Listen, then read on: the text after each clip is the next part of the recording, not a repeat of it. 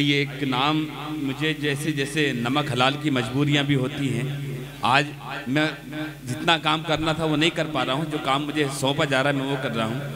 हमने जदीद दौर में एक शेर, कैसर खालिद साहब एक शेर मुझे याद आता है कि इतनी जिद्दत सवार है मुझ पर, चाय खाता हूँ पान पीता हूँ। तो आज इस मुशायरे में भी कुछ चीज़ें ऐसी हैं। फरीद योयो शायद शायरी की दुनिया में तखल्लुस दुनिया ने पहली बार सुना होगा, लेकिन मुझे हुक्म दिया गया है तो मुझ पर जिम्मेदारी बनती है। आइए गुजारिश करते हैं फरीद योयो से कि वो क्या करना चाहते हैं।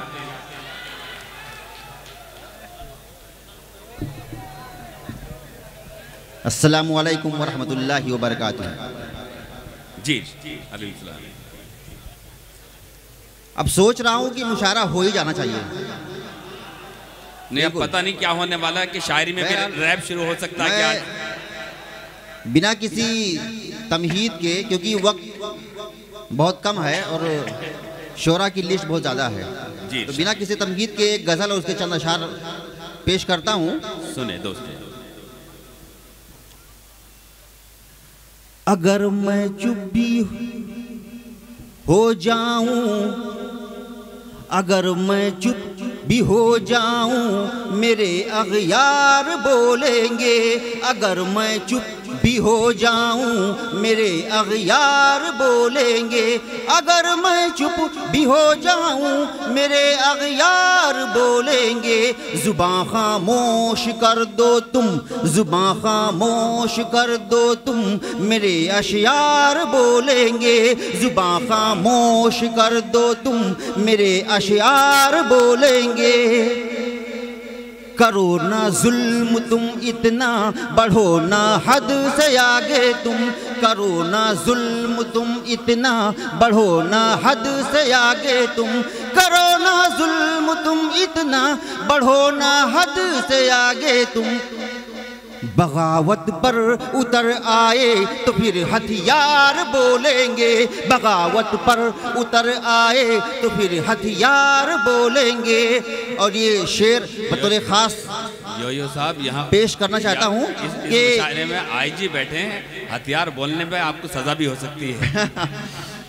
कि मेरे ताजिर को अंदाजा नहीं है मेरी कीमत का। मेरे ताजिर को अंदाजा नहीं है मेरी कीमत का। मेरे ताजिर को अंदाजा नहीं है मेरी कीमत का। मेरी कीमत, मेरी कीमत, मेरी कीमत तो अब बाजार में खरीदार बोलेंगे। मेरी कीमत तो अब बाजार में खरीदार बोलेंगे। भले ये मुल्क वाले अब, क्योंकि नज़र साहब ने किसी भी शेर का तर्जुमा करने से मना किया, इसलिए भले ये मुल्क वाले अब हमें मुझे ही अजनबी माने। भले ये मुल्क वाले अब मुझे ही अजनबी माने। भले ये मुल्क वाले अब मुझे ही अजनबी माने। मेरी पहचान की खातिर, मेरी पहचान की खातिर गली दीवार बोलेंगे। मेरी पहचान की खातिर गली दीवार बोलेंगे। करो ना गीबत व चुगली, बचो बदनज़र से यो यो। मक्ते का शेर। करो करो ना गीबत व चुगली, बचो बदनज़र से यो यो। ये ऐसा काम है कि सब तुम्हें बेकार बोलेंगे। ये ऐसा काम है कि सब तुम्हें बेकार बोलेंगे। बहुत बहुत शुक्रिया आपकी मोहब्बतों के लिए।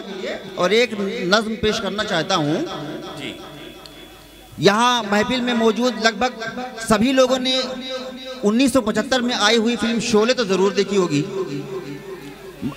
मैंने सोचा कि अगर वो फिल्म आज के ज़माने में बनती तो वो कैसी होती।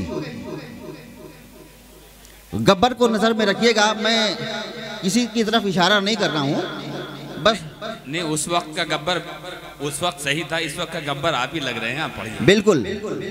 तो सुनिएगा कि आज अगर वो गब्बर होता यूं होता माहौल, आज अगर वो गब्बर होता यूं होता माहौल, मन की बातें वो करता हम सुनते उसकी बोल। सांबा उसकी पार्टी में होता खासम खास, कालिया करता तोड़ फोड़ और गब्बर होता बास। थर्राते नेता अभिनेता पान 500 कोस, अब उसके वो गुण हो जाते कल तक जो थे दोष। डाकू सारे सांसद होते मिलता उनको आसन, लाल किला की प्राचीर से गब्बर देता भाषण। बिहार में सब देशभक्त और संसद में सब बागी, स्वच्छ छवि सब जेल में होते मंत्री सारे दागी। छोड़ के शोहरत की खातिर वो ठाकुर वाला साथ, जय वीरू दोनों बिक जाते गब्बर सिंह के हाथ।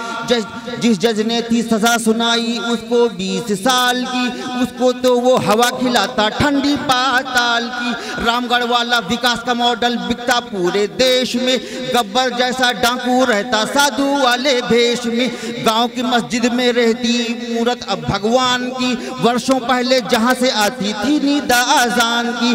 शिव मंदिर पर कब्जा होता बन जाता दुकान, अब लाखों की कमाई पर रहता एक शैतान। अब अहमद गब्बर ही के हाथों फिर से मारा जाता, बूढ़े बाप के कंधे पर फिर एक प्यारा जाता। लेकिन अब तक उस टंकी में पानी चढ़ नहीं पाया, जिस पर चढ़कर वीरू ने था मौसी को पटाया। रामगढ़ वाले जिस चक्की का खाते थे तब आटा, उस चक्की के आटे पर लगता है लेबल टाटा। राधा और बसंती के तो क्या कहने हैं भाई, एक कैब कंपनी वाली है एक आश्रम की माई। गांव का सारा ईवा नशेड़ी चिलम चढ़ा के मस्त है, बच्चे उनके भीखे भूखे हैं, बीवी चिथड़ों में पस्त है। गब्बर सिंह के ही चर्चे हैं पूरे देश विदेश में, धर्म का ऐसा पाठ पढ़ाया है साधु के भेष में। ऐसी हालत गांव की क्या अब तो है पूरे देश में, गब्बर सिंह के सामने नहीं है कोई रेस में। गब्बर सिंह के सामने नहीं है कोई रेस में, गब्बर सिंह के सामने नहीं है कोई रेस में। और एक नज़्म और पेश करना चाहूँगा।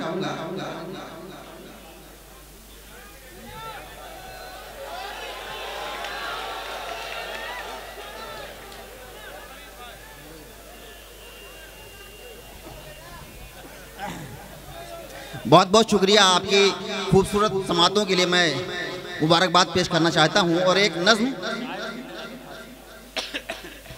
उन्वान है मुंबई। जो कुछ भी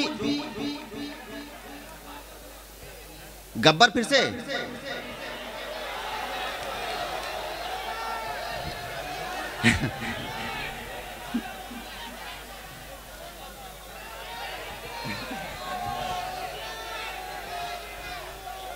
ठीक है, सुनिएगा, मस्ती के साथ सुनिएगा इस बार। आज अगर वो गब्बर होता यूं होता माहौल, मन की बातें वो करता हम सुनते उसकी बोल।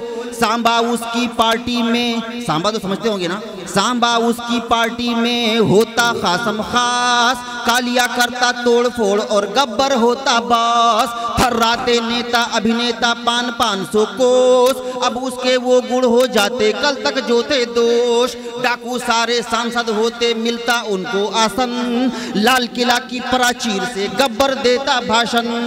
बिहार में सब देशभक्त और संसद में सब बागी, स्वच्छ छवि सब जेल में होते मंत्री सारे दागी। छोड़ के शोहरत की खातिर वो ठाकुर वाला साथ, जय वीरू दोनों बिक जाते गब्बर सिंह के हाथ। जिस जज ने थी सजा सुनाई उसको 20 साल की, उसको तो वो हवा खिलाता ठंडी पाताल की।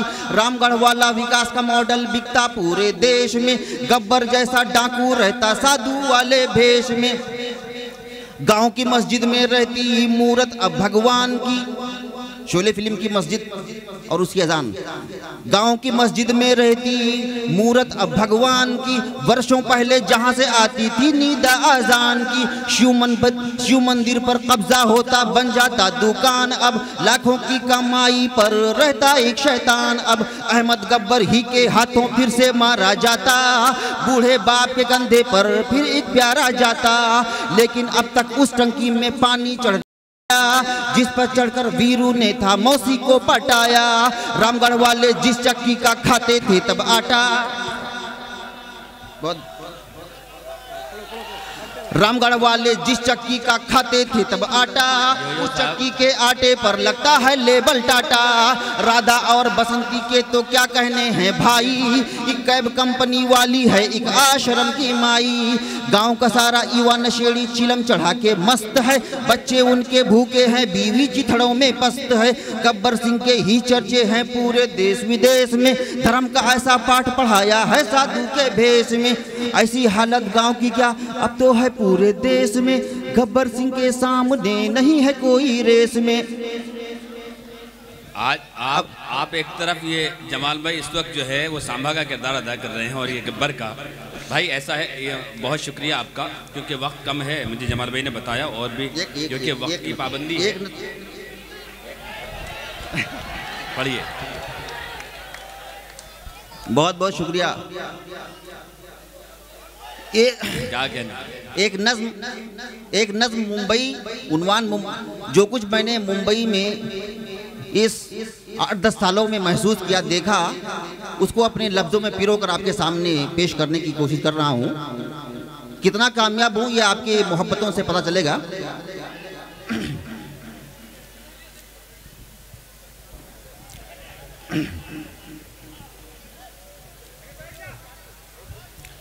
मेरा वो दोस्त जब भी मुंबई से आके मिलता है,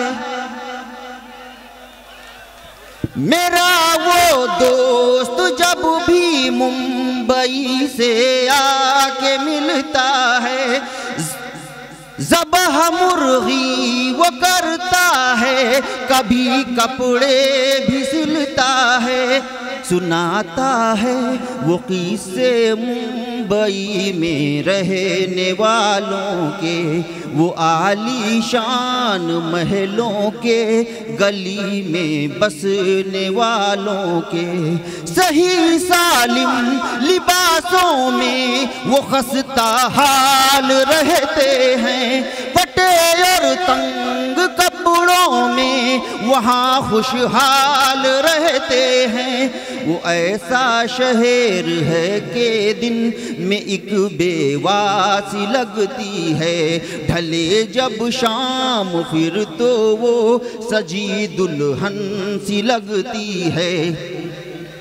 शराबो हुस्न का कैसा वहाँ बाजार सजता है, तबस्सुम लब पे होती है, दिलों में खार होता है।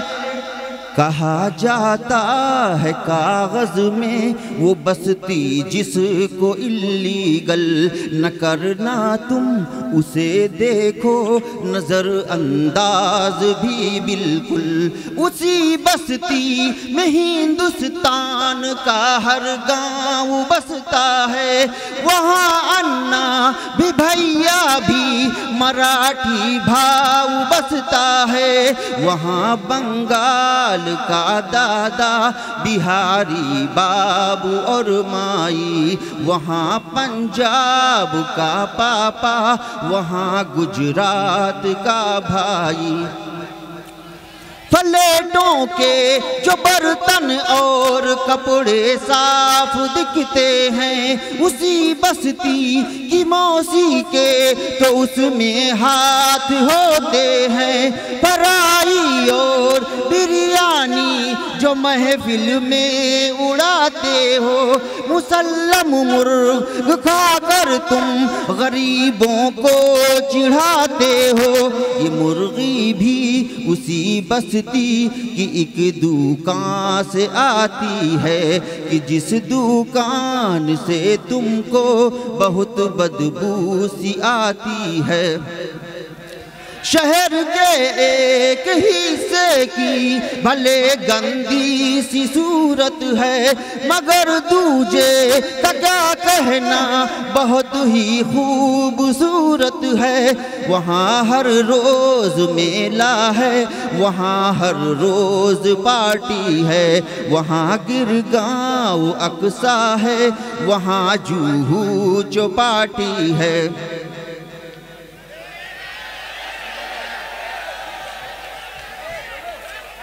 आइए बैठ जाइए। बहुत बहुत शुक्रिया दोस्तों आपकी मोहब्बतों के लिए। ओके।